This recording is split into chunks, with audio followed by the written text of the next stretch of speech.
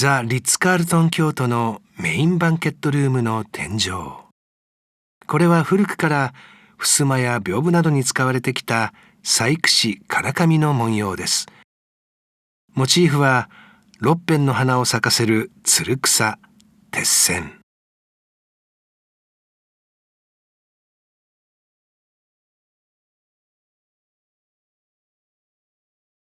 針金のように細く硬いつる状の茎は固い絆や結びつきを表現しています。古来、唐紙に多く取り入れられてきた文様です。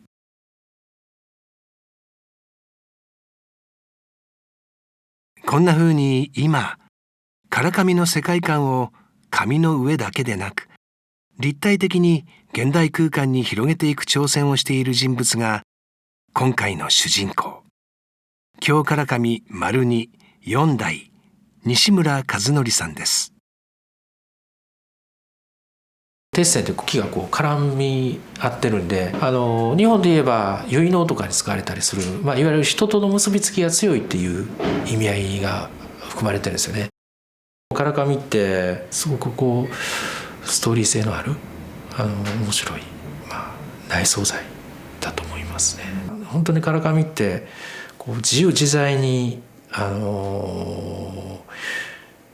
組み合わせができるというところがあってね、いわゆる版木の文様、あとはする媒体ですよね。紙以外のものでも部分的に使われたりもしますし、紙でもいろんな色ありますし、すり色っていう柄の色は職人が一回一回お好みの色に調合しますんで、その3つが自由に組み合わせができるんですよね。組み合わせすることによって和の空間にも行けますし、洋の空間にも行けますし、場合によったら海外にも溶け込むような、素材として料理ができるというところがすごく唐紙は面白いところでありますよね。版木は江戸時代から使われているものも少なくありません。これがね、今使ってる版木の中で一番古い版木でして、もう今から170年ほど前に彫られた版木となっております。ごく最近まで使ってたんですけれども、見ての通りここがこう割れちゃったりとか、あと摩耗が激しくてもう綺麗に文様が出なくなってしまってるので、今は同じようにこれ手彫りで復刻しまして使うようにしております。下京区高辻通り境町にある丸2本社内の工房では、2人の職人が唐紙の製作を任されています。版木に顔料を乗せるために使うのは、木枠に布を貼ったふるいと呼ばれる道具です。ふのりで溶いた顔料を乗せ、一枚一枚手のひらを使ってすり上げます。版木自体が古いもので直角が取れていないというか、毎回角度を測って、その日の湿度や気温でサイズが変わってしまうんで、しっかりその日のサイズを測ってあげないと仕上がりがやっぱり良くなくなってしまうっていうのがあるので、そこには気をつけています。明治35年、西村さんの曽祖父が創業した当初は、仕入れた唐紙などを加工する表具店でした。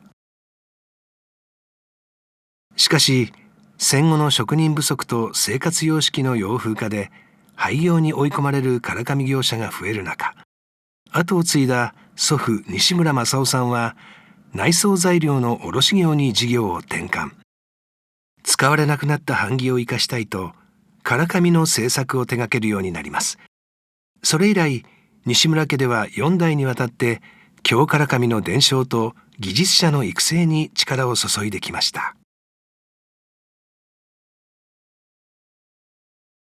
昔から守られてきた版木、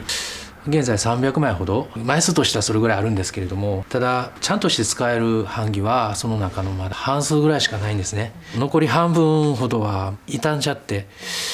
もう何かしら、修理しないといけませんので、そのあたりをIT 化、いわゆるレーザーっていうね、今の技術を使いまして、使えなくなった版木のデザインをデータ化してレーザーで再現させてやるっていうふうなことを、今進めようとしております。西村さんはレーザー加工機で古い版木の復刻を進める中で、こんなものも生み出しました。伝統文様をそっくりそのまま縮小し、レーザーで彫った版木唐紙キットです。材料も伝統的な京唐紙の版木と同じ朴の木を使っています。2018年8月に本社の隣にオープンさせた体験施設カラマルでは、この体験キットを使ったワークショップを開催しています。もうね、カラマルはね、本当に唐紙を知ってもらう、もう本当の一番もう初歩的な入り口にしたかったんですよ。唐紙を知らなくても、面白かった、これって何が元になってるんですかと聞いてもらったら、まあこれは決めたっていう感じで。また西村さんはレーザー加工機を使って唐紙の文様を写したランプなどのインテリアグッズも考案しました。唐紙ってご存じない方の方がまだまだ世の中多いですし、なんかちょっと限られたところにしかないような、そういうものっていう風なね、認識を変えていきたいな。まずは唐紙を知ってもらうために、そういった唐紙を元にしたプロダクト商品を作ることによって、唐紙の良さが分かった上で、内装材にね、使っていただきたいなというふうに。唐紙の技術を使ってもっと新しいものづくりができないか。西村さんが目をつけたのは漆でした。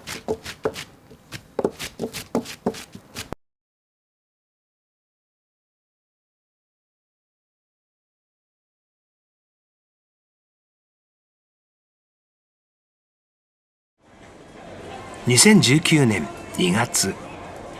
JR 京都伊勢丹で開かれた京都伝統産業青年会の展示販売会。45歳以下の京都の伝統工芸に携わる若手職人が地味にすごいをテーマに現代的な作品を持ち寄りました。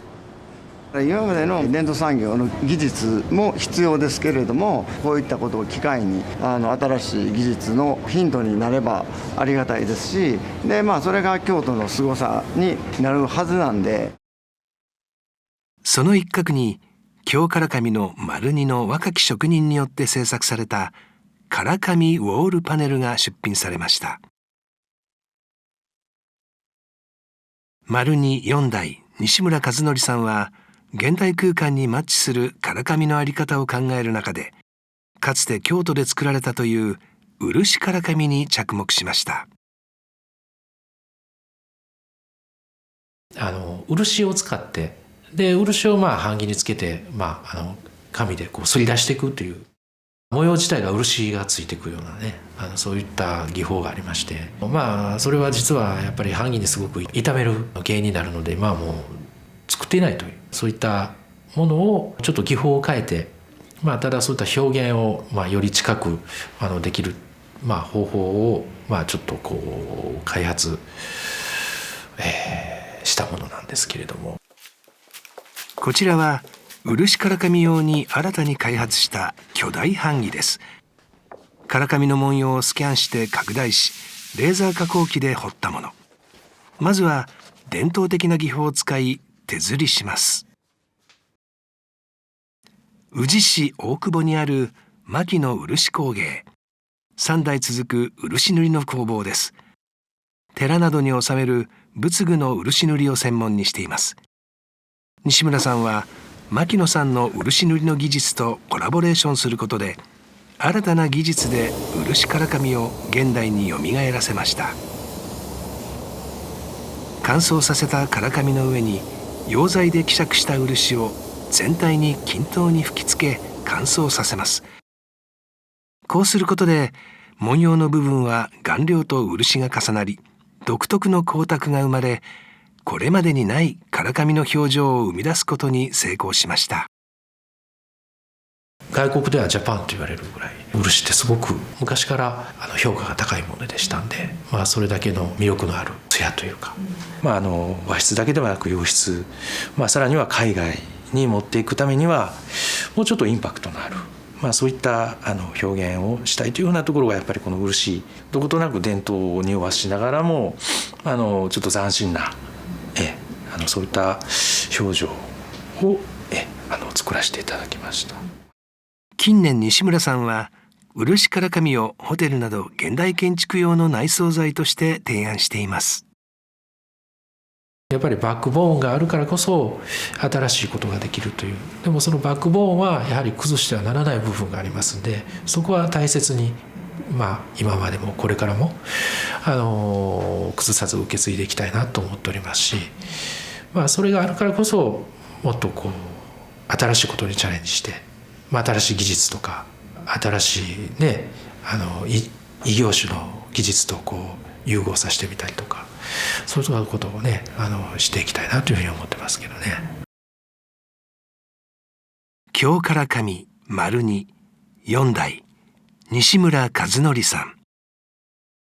型があるからこそ型を破れる。西村さんは長年受け継いできた文様を使って